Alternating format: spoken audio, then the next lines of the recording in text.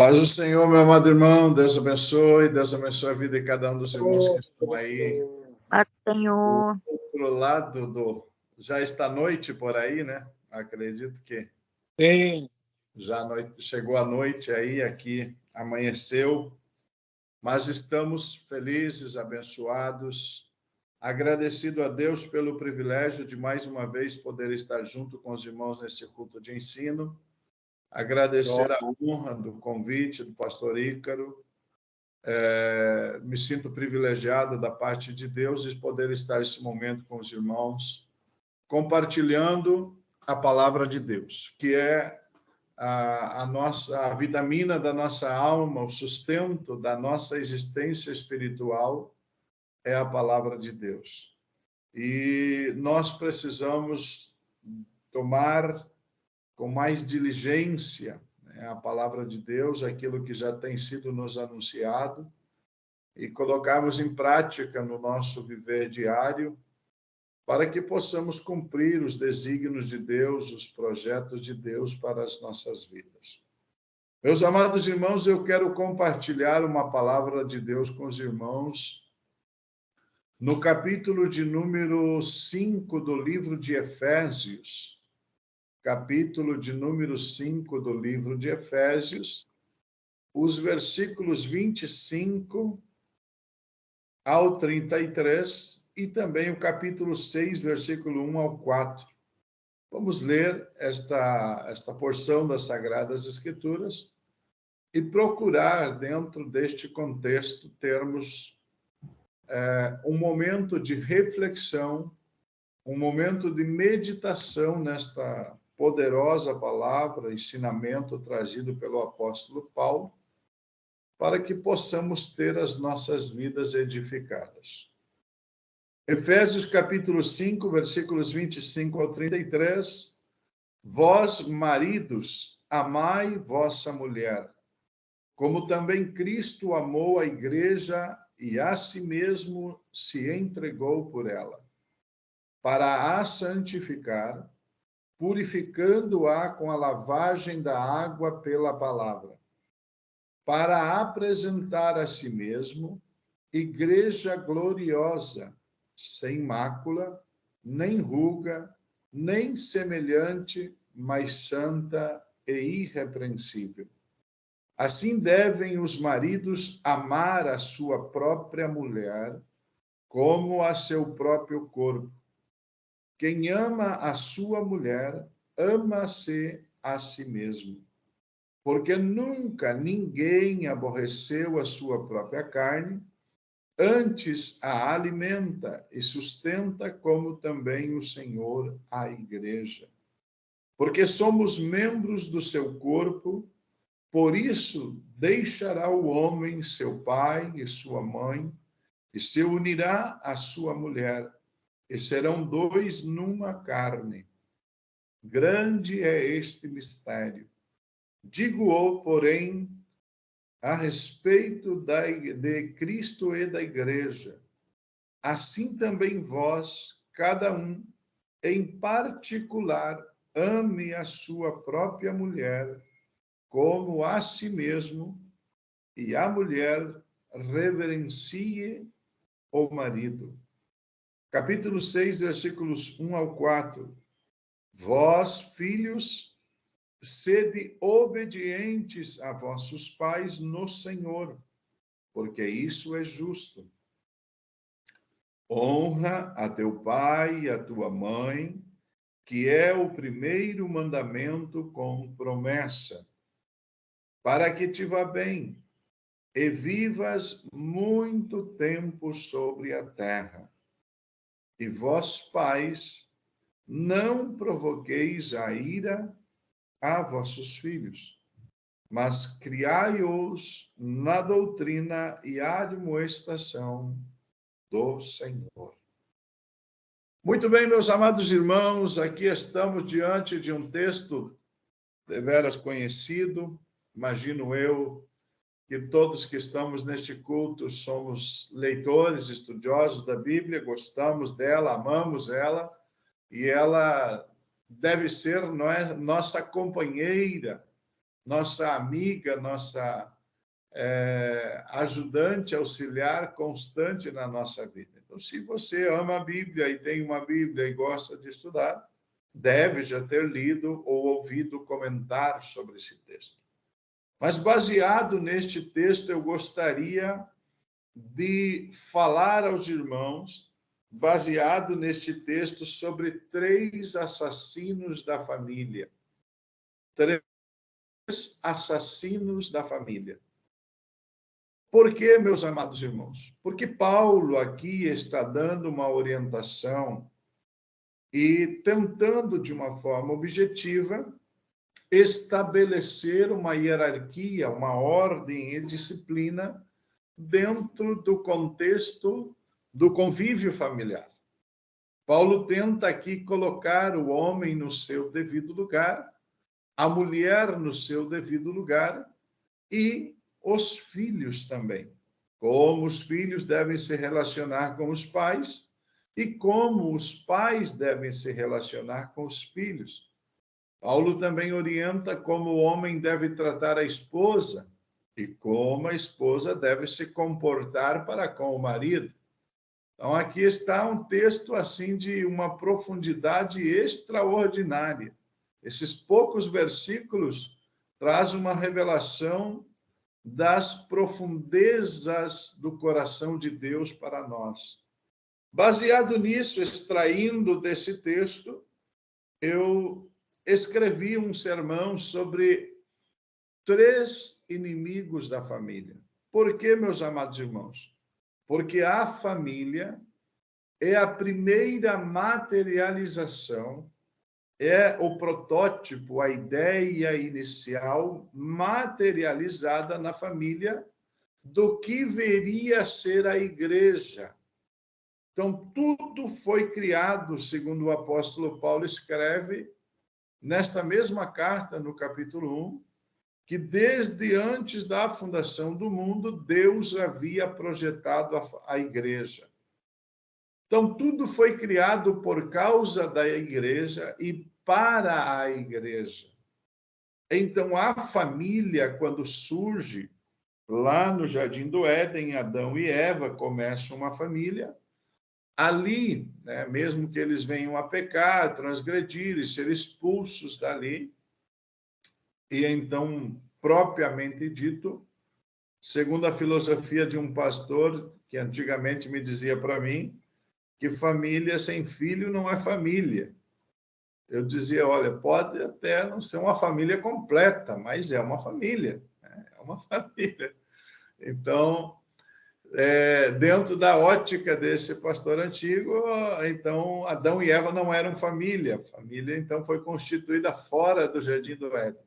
Mas é outra discussão que gastaríamos horas e talvez no final seria só inútil. O que importa, meus irmãos, é que a família é criada a partir de uma ideia que Deus tem, a partir de um projeto eterno que Deus tem, a partir de um sentimento que está guardado no coração de Deus e que vai ser revelado pela primeira vez por Jesus, lá no capítulo de número 18, se não estou equivocado, ou 16, agora devo ter equivocado, porque quando meu cérebro dá um sinal é que eu estou equivocado.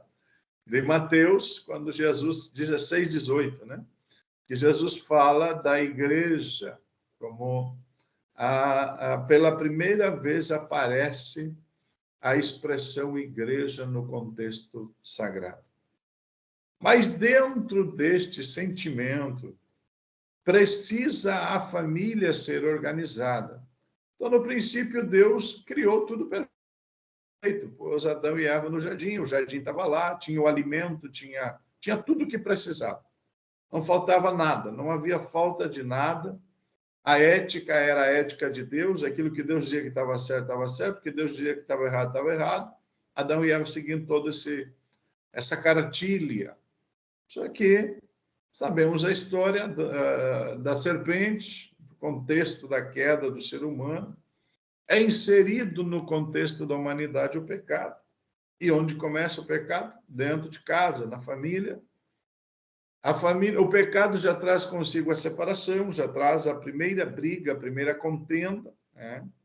Porque em um ato de covardia, né, Adão se sente traído, mas acusa quem? Acusa Deus, né? Acusa Deus de quê? De errar. É como se ele dissesse para Deus assim: o senhor errou, o senhor se equivocou. Eu não precisava de mulher, não pedi mulher, o senhor me deu essa mulher aí, agora olha onde ela botou a gente, botou tudo, nós no mato. É. E é interessante que a Eva, mesmo pecando, mesmo errando, ela é daquela reunião ali a mais sensata, né? Porque ela não acusa nem Deus e nem o marido. Ela descobre exatamente, porque a gente costuma dizer que ela botou a culpa na serpente. Não, ela encontrou quem tinha a culpa. Uma coisa é você acusar injustamente alguém. Isso causa revolta, tristeza, brigas, cisões, divisões, quando você acusa injustamente alguém. Mas basta ser que a serpente emudeceu. Por que a serpente emudeceu? Porque era culpada. Não tinha argumento para contra-argumentar Eva diante dessa acusação verdadeira. Ou seja, Eva, a ponto dele diz, ali está o culpado. Nós estamos aqui debatendo uma coisa, em outras palavras, está dizendo para Adão assim, Adão, você está apontando a direção errada. A culpa não é nem de Deus que me criou, e nem minha que te dei o fruto. A culpa é da serpente que me enganou. Então, porque ela me mentiu, ela me apresentou uma ideia, um projeto, um plano de carreira que não existia, né? Apresentou para mim um futuro, mas era tudo mentira. Eu caí, claro, foi inocente, foi, foi levada pela conversa, mas a culpa é de quem estava mal, a astuciosa serpente. Porque o que é ser astuto? Astuto é saber utilizar a sabedoria para o mal. Então, toda vez que alguém pega a sabedoria, a inteligência que tem e usa para o mal, o nome disso é astúcia. É o caso da serpente. Com isso, meus amados irmãos, entra na humanidade o pecado, a iniquidade, a impiedade, e aí toda essa desgraça, aonde nós estamos aí aproximadamente mais de 6.000 anos lutando, guerreando. Mas a célula máter da sociedade continua sendo a família. E dentro do contexto de que nossa geração está sendo preparada para o governo do anticristo, e segundo a profecia de Daniel, o anticristo será alguém que não terá respeito pela mulher, né? Pelo desejo da mulher. Então, muito se debateu, né, dentro deste contexto, quem seria o anticristo. E possivelmente, dentro do contexto odierno, o anticristo seja bissexual. Alguém realmente totalmente pervertido dentro daquilo que é o contexto da santidade do sexo, qual Deus criou. Mas, ao longo dos anos, o diabo vence a primeira batalha no Jardim do Éden contra a família, coloca a família contra Deus, mas não consegue definitivamente destruir a família. Por quê? Porque destruindo a família, o diabo destruiria o plano de Deus concernente à igreja. Então, o diabo continua trabalhando e lançando suas ferramentas, trabalhando articulando ao longo dos séculos e milênios. Ele continua projetando, planejando estratégias demoníacas para destruir a família, porque destruindo a família, como eu já disse, destrói a igreja. né? Então, a família é a base que dá sustentação para a existência da igreja num plano físico, né? A igreja, num plano físico, depende exatamente da existência e estrutura da família, porque a primeira igreja é a família. Então, o primeiro exercício pastoral eu exerço na onde? Na família. Eu sou treinado para ser um bom pastor na família. Eu sou treinado para ser um profeta de Deus na família. Eu sou treinado para administrar a família. Então, todo o treinamento e preparo começa em casa, né? Fatalmente, todo bom marido será um bom obreiro, um bom pastor. Fatalmente, todo bom pai, todo o bom administrador familiar, do núcleo familiar, será, né, dentro da sua chamada e vocação, será um obreiro. Agora, todo péssimo, todo desorganizado, todo aquele que leva tudo de qualquer jeito, isso eu posso falar, né, com toda a condição dos anos de serviço no ministério, que todo desorganizado com a vida bagunçada é uma canseira. Não quer dizer que não sirva para o ministério, mas precisa de um retreinamento, de uma reprojeção de vida, de um recomeço, de um renovo, de uma reeducação, né, de uma nova mentalidade. Precisa realmente nascer de novo, né? Nascer literalmente de novo. Então, baseado nisso, criamos, então, eu fiz todo esse preâmbulo para chegar aonde nós queremos falar, que é o assunto de como o diabo conseguiu criar armas para destruir a família. Então, por exemplo, assim, o homem, né, a mulher, são a base da família. Eles começam a família. Então, o primeiro assassino, o diabo trabalha em cima disso, né? Ele busca, por exemplo, o primeiro passo, a irresponsabilidade na família. Então, definindo família, o que é família? É um grupo de pessoas vivendo sob o mesmo teto, que também pode ser chamado de um núcleo, né, ou nuclear. Alguns adjetivos que apresenta, por exemplo, família extensa, matrimonial, convivencial, concubinária, felicidade sem limites, mosaico, reconstituída, monoparental, todos isso é nome que estão para as famílias, né? Esses são os nomes técnicos que são usados pelos conselheiros e toda essa gente que se dedica na área familiar.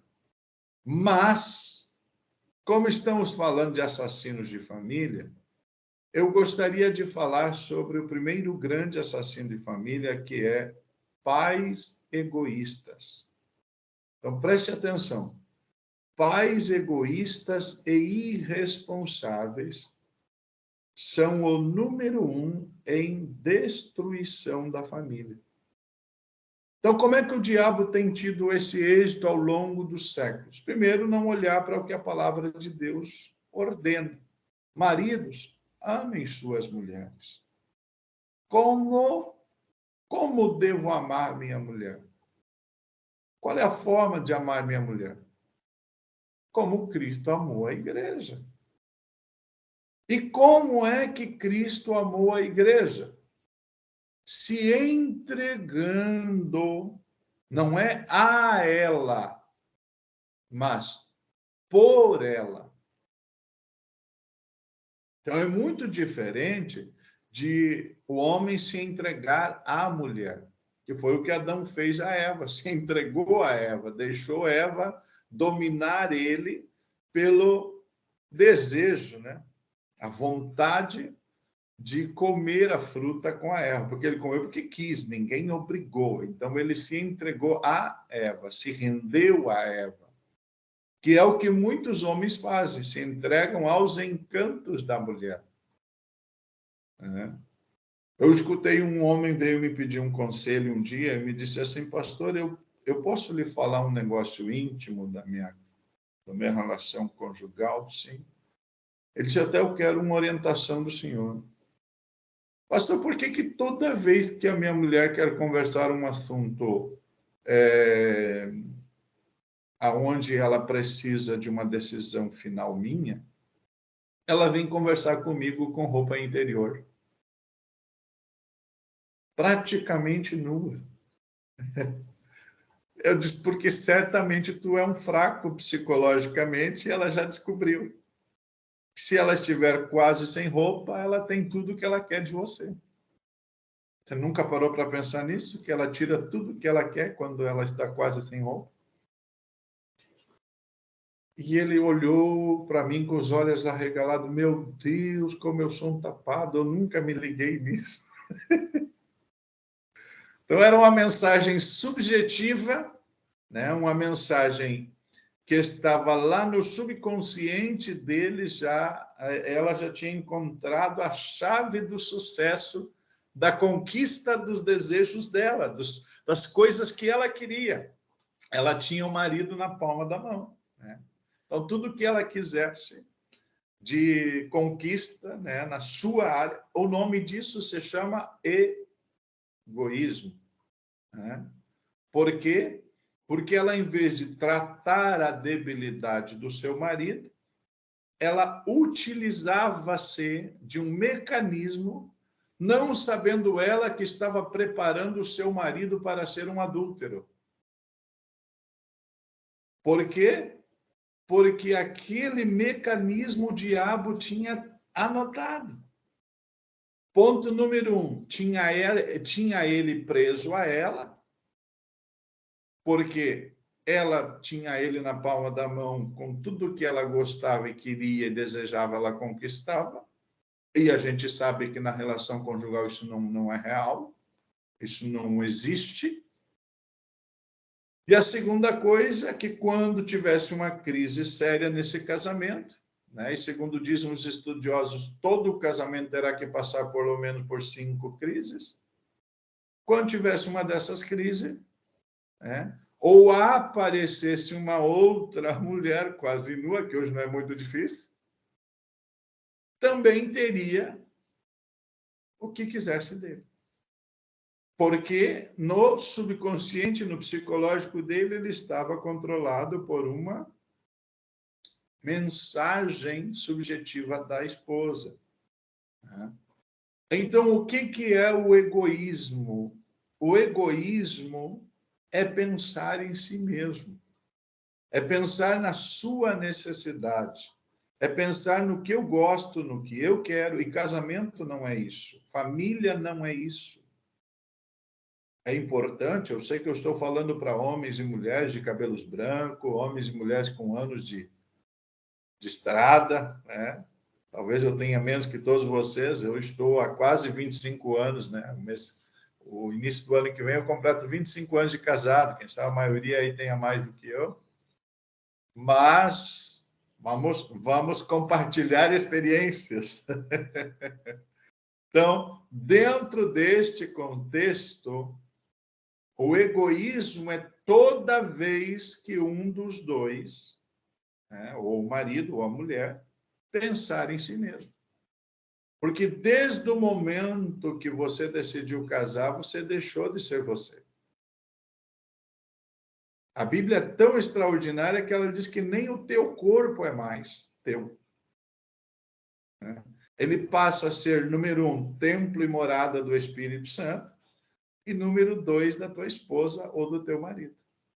Então, você já perdeu todos os direitos. É por isso que Paulo, ele disse que era melhor a gente ficar solteiro, porque solteiro, então cuidaria de agradar ao Senhor 100%. Só que agora virou uma fatia para cada um e não tem conversa. Isso é profundo, extraordinário. Então, baseado nisso, irmãos, eu fico pensando, por exemplo, né, na irresponsabilidade de homens e mulheres, por exemplo, como o rei Davi e Batseba. Batseba é casado, Batseba é esposa de um capitão do exército de Davi, Batseba sabe muito bem quem é o rei Davi. O rei Davi também sabe quem é ela. No momento em que ele vê ela nua lá tomando banho, ele não sabia ainda. Ele mandou buscá-la. Quando ela chega, ele sabe quem é ela. Ela é filha de um amigo dele. Certamente que em algum momento, porque ela é bem mais jovem do que ele, ela, menina, adolescente, criança, foi vista por ele. Então, assim, e mesmo que ele não soubesse quem era Batseba, ele mandou perguntar quem era, de quem era. Então, ele sabia quem era e de quem era. Né? Então, baseado nisso, Davi não pensa no seu capitão, não pensa nem nela, ele pensa somente no seu desejo, na sua vontade, no seu querer, esquecendo-se que a lei que ele deveria ser um dos guardiões dela, um dos defensores da lei, proibia terminantemente o adultério e penalizava o adultério com pena de morte. A lei não dava margem para discussão, a lei apresentava um argumento sólido e objetivo. Todo adúltero será apedrejado até a morte. Então, o que acontece? Insuflado pelo egoísmo, incentivado pelos desejos da carne e sendo totalmente conivente com a voz da serpente, mais uma vez, Davi possui a mulher do seu capitão. A partir daquele momento, o que acontece com Davi? Davi comete um adultério. Batseba está na condição de adúltera. Pela lei, os dois deveriam ser apedrejados e mortos. Mas ela vai para casa e se encontra grávida. Davi busca soluções, e todos conhecemos a história. Essa solução de Davi acaba na morte de Urias e no casamento de Davi com Batseba. Deus dá a Davi 12 meses, um ano, para ele entender a gravidade do pecado que ele cometeu, mas cegado pelo seu egoísmo e pela sua irresponsabilidade, ele não só destrói a família de Batseba e Urias, ele destrói a sua própria casa, porque o que vai suceder-se a partir dali é absurdo. Nós vamos ver eventos catastróficos sobre eventos catastróficos. Nós vamos ver o filho mais velho estuprando a filha, o outro filho matando o filho mais velho, o filho amado sendo morto, perseguindo e estuprando as suas concubinas, tirando o próprio pai, traindo o próprio pai e tirando do trono, sendo morto precocemente. E nós vamos ver Davi na velhice deitado em uma cama, e é interessante, isso aqui é bom para nós que somos homens, né? Todo homem chega a uma fase que ele quer trocar de mulher. Ele acha que a mulher que ele tem está velha ou insuportável. Mas, olha, eu vou falar por mim, não vou falar por os outros, com todo respeito aos senhores que estão aí. Tem dias que eu acho que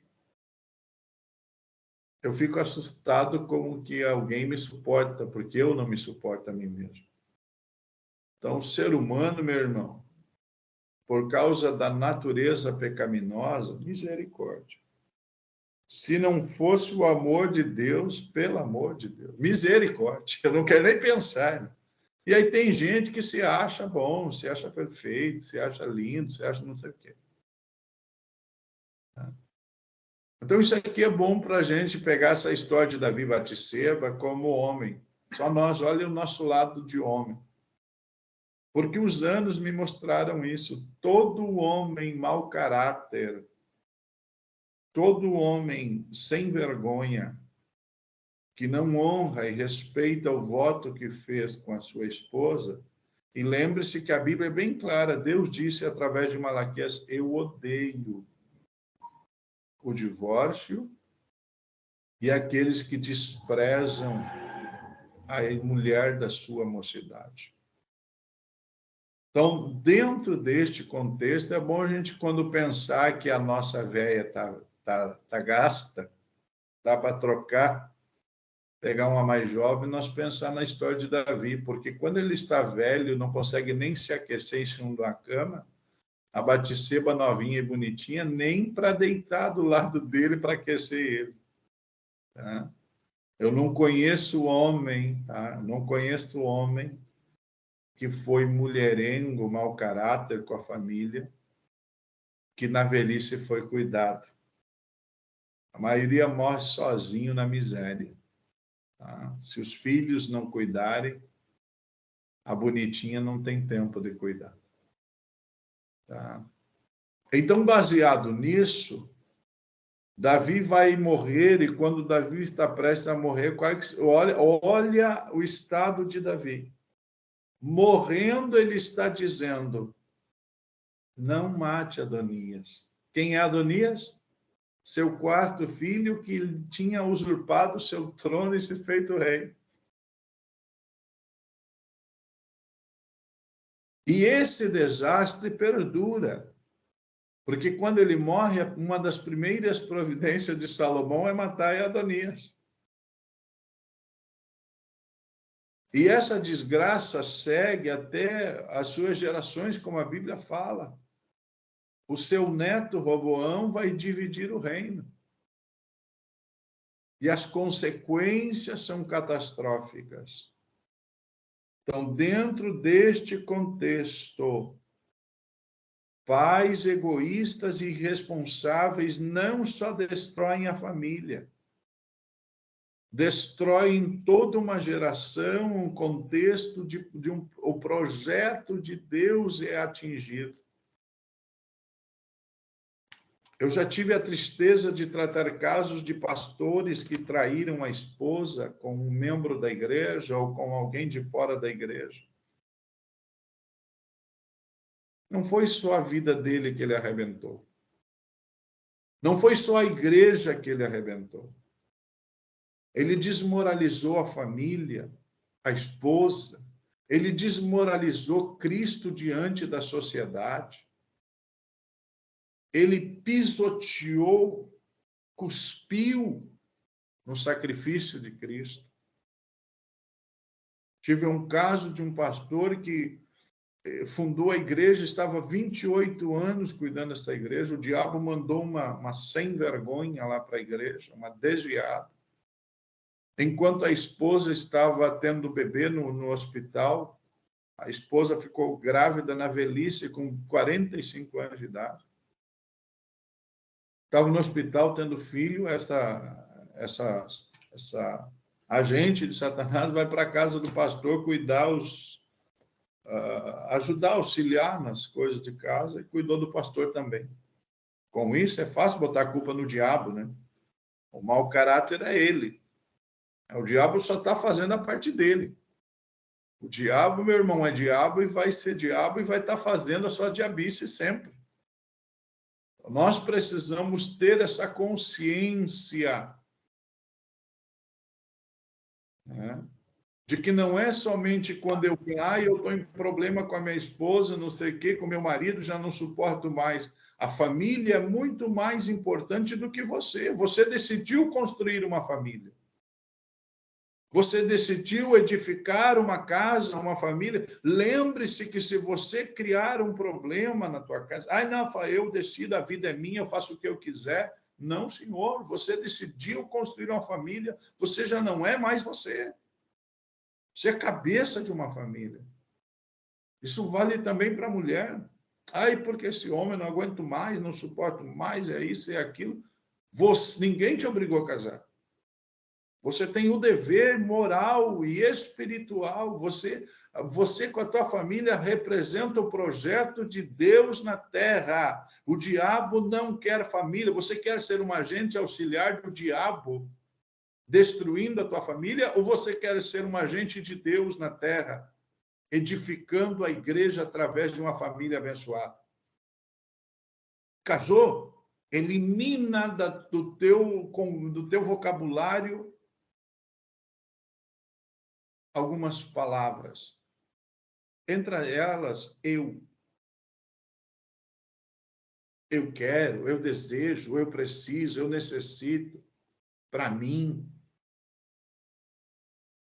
Nós precisamos ter consciência disso.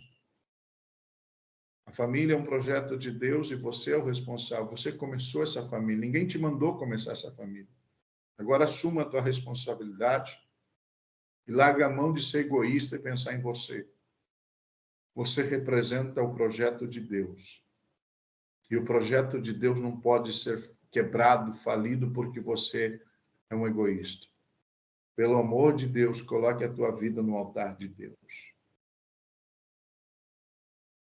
Temos um exemplo na Bíblia positivo de uma família que vai até o fim junto, né? Vai até a arca, Noé e a sua família. Como é que ele conseguiu botar a esposa, os 3 filhos e as 3 noras lá dentro? Ele gastou tudo que tinha. E ele não era... Para ele construir a arca como ela era, ele tinha que ser um homem milionário, que tinha muitas posses. Que a arca foi a maior construção do mundo antigo. Você quer o que é uma arca? A arca tinha mais ou menos 150 metros de comprimento, aproximadamente 30 metros de altura e 15 de largura e 15 de altura. Sabe o que é isso? É um condomínio. Quantos mil este homem gastou? Tudo que ele tinha, ele investiu na arca. Agora é interessante. Só o que ele aproveitou foi o que ele investiu na arca. Então, invista na salvação da tua casa, invista na salvação da tua família. Não seja um egoísta como foi Davi. Não pense só no teu desejo, no teu momento, esquecendo-se do contexto. Segundo assassino de família, para encerrar. Filhos desobedientes e sem princípios éticos morais. Então, o primeiro assassino que destrói a família, pais egoístas e irresponsáveis, como Davi e Batseba. Segundo destruidor de família. E quem é que tem essa estratégia, irmão? O diabo. Ele conseguiu, ao longo dos séculos, criar pais irresponsáveis e egoístas. Isso ele vai trabalhando, né? E muitos nós, quando estamos formando nossos filhos, estamos pecando, porque estamos formando o caráter dos nossos filhos, uns egoístas, egocêntricos, vaidosos, soberbos, arrogantes, e nós não trabalhamos o caráter dos nossos filhos, eles crescem pensando só em si mesmo, uns narcisistas, e aí chegam no casamento e querem continuar desse jeito. E isso destrói a família. Mas o segundo contexto que a Bíblia diz que destruiu a família eram filhos egoístas, filhos desobedientes, e sem princípios éticos morais cristãos. E eu quero ler um texto que para mim é assustador. Eu já muitas vezes lendo esse texto chorei. 1 de Samuel, capítulo 2, versículo 12. Quero fazer questão de ler textualmente esse texto. Na tradução que eu tenho aqui, até vou ler em 2 traduções. 1 de Samuel, capítulo de número 2, versículo 12. Diz assim na tradução revista e corrigida, diz a Bíblia: eram, porém, os filhos de Eli, filhos de Belial, e não conheciam o Senhor. Numa outra tradução aqui, está assim, meus irmãos, deixa eu achar aqui. Ora, os filhos de Eli eram homens ímpios, não conheciam o Senhor. Então, o que acontece? Qual é a culpa dos filhos de Eli por não conhecer o Senhor? Se o pai era pastor, o pai era o sacerdote. Então, a formação, Eli, por que Eli vai morrer junto com eles, meus irmãos? Vai morrer junto com eles porque ele falhou na formação do caráter dos seus filhos. Irmão, você já parou para pensar, irmão, você que é pai, você que é um líder de departamento, você que é um pastor, o teu filho ser chamado de filho do diabo. E pior, chegar-se à seguinte conclusão: não conhecem ao Senhor.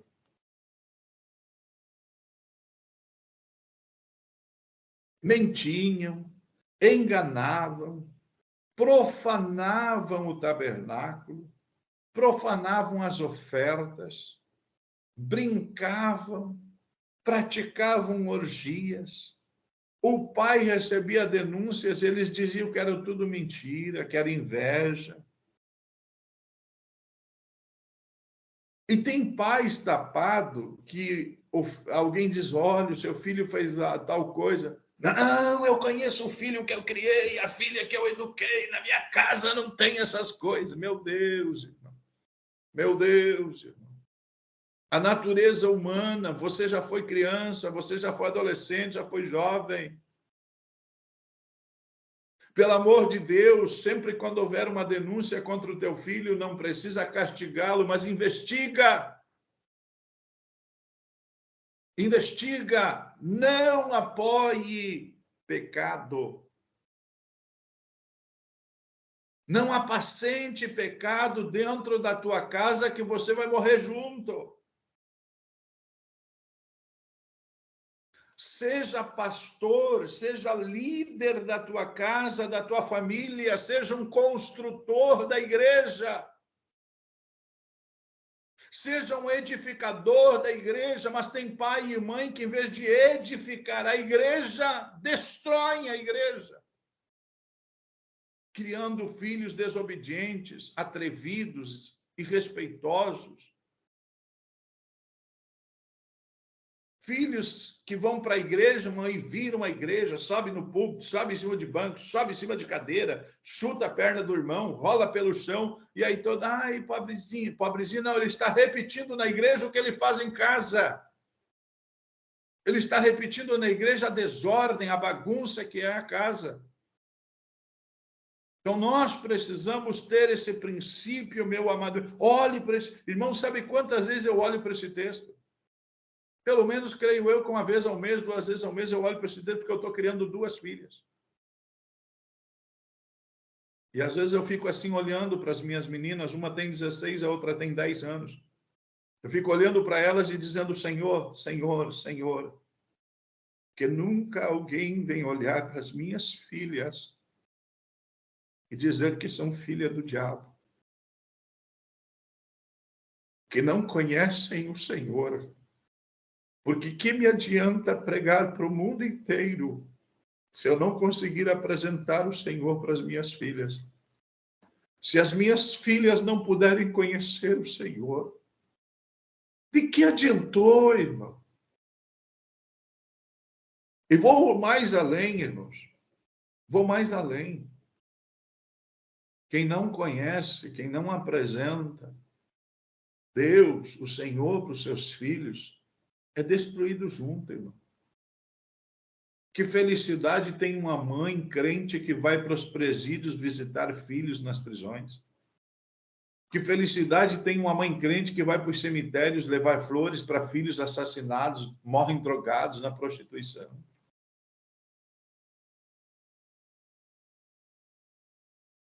Ei, Deus está falando conosco. O diabo quer destruir nossa família.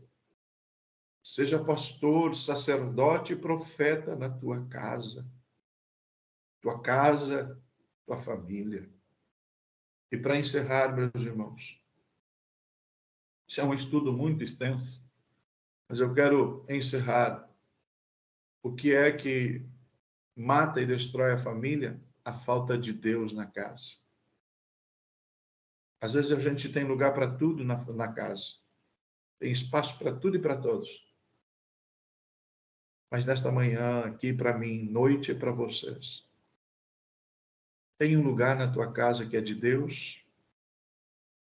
Tem um lugarzinho lá que você diz aqui, é o lugar que eu estudo, que eu oro, que eu jejum. Que toda a família sabe que se eu estiver nessa cadeirinha aqui, eu estou orando. Se eu estiver nessa peça, é porque eu estou na presença de Deus. Qual é o espaço de Deus na tua casa?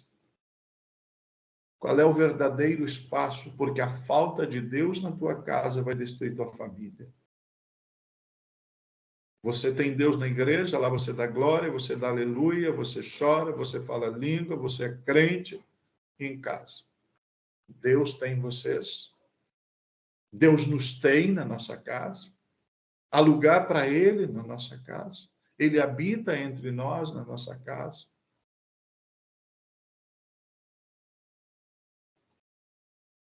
Que Deus nos ajude. Muito obrigado, meu amado irmão. Que Deus abençoe cada um que está aí no culto. Que o Senhor me ajude a preservar a família. Obrigado, amado.